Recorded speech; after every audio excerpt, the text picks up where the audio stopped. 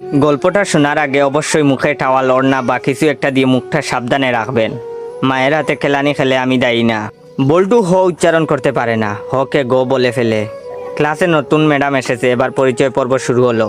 Madam বলল, high ছাত্রছাত্রীরা, আমি পাখি, এবার তোমাদের পরিচয় দাও দেখি। হাই আমি মন্টু, হাই আমি সেন্টু, এভাবে যে যার মতো পরিচয় দিল। এবার বল্টুর পালা। বল্টু বলল, গাই আমি বল্টু। ম্যাডাম বললেন, কি বললে হারামি? বল্টু বলল, গাই বললাম, আপনি আমাকে গাই বলেছেন, আমিও আপনাকে গাই বললাম। ম্যাডাম বললেন, কি তোর সাহস কি করে হলো আমাকে গাই বলতে? কে তোকে এসব বলতে বলেছে, বল আমাকে। বল্টু বলল, প্রধান শিক্ষক, তিনি বলেছেন ম্যাডাম এসে সবাইকে গাই বলবে, তোমরাও ম্যাডামকে গাই বলবে। বল্টুর কথা শুনে ম্যাডাম কাঁদা শুরু করলো।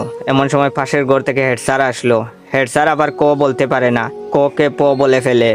হেড স্যার এসে বললেন, কি ব্যাপার ম্যাডাম, এভাবে পাচ্ছেন যে? প্রথম দিনেই ম্যাডাম রে এভাবে পাদানো হলো কেন? হেড স্যারের কথা শুনে ম্যাডাম আরো জুড়ে জুড়ে কাঁদা শুরু করলো।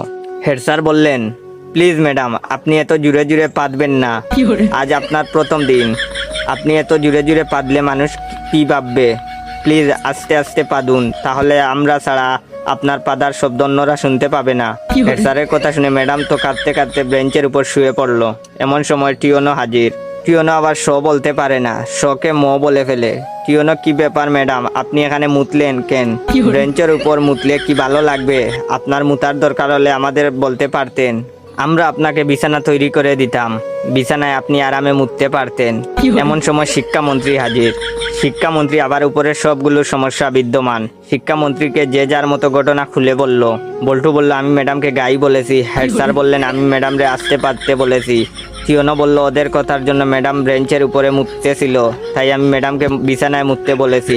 তখন শিক্ষামন্ত্রী বললেন, ও বুঝেছি, গাইটা পাততে পাততে বেঞ্চের উপরে মুতেছে।